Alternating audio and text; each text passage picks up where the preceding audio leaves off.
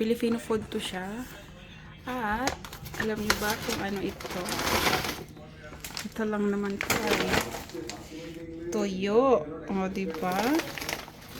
Talagang pinakyaw ko ang toyo. At saka, take note, mayroon po silang freebies. Nagulat ako, kala ko sobra yung order ko.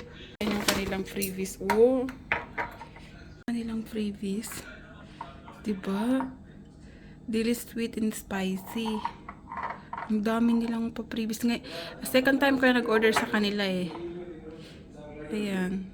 At ito ay chili garlic sampalok. Itatry ko yan mamaya kung anong lasa. Tapos ito yung aking bulad na in-order.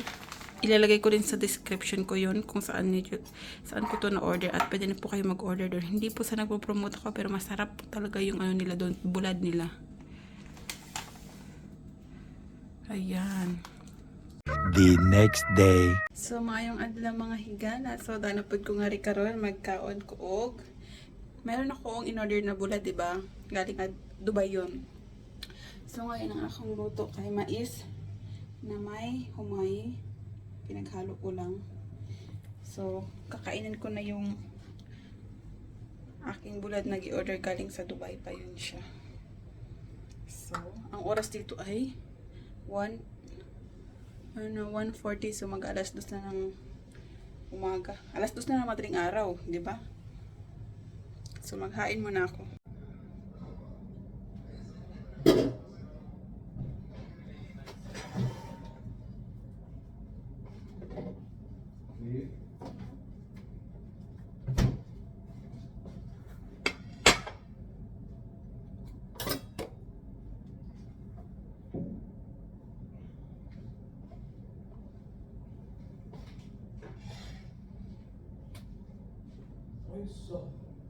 Yes. I'm eating the dry fish. What should... No, I'm waiting with you. It's what...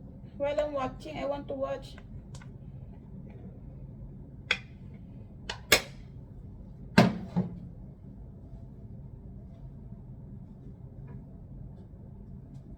What? Just play na. Oh.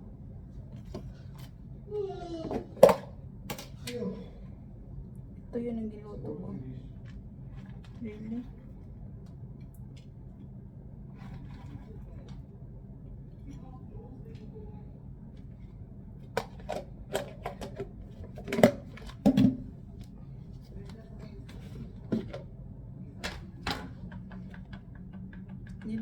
Niluto ko na kasi lahat. So, hanap tayo ng crunchy.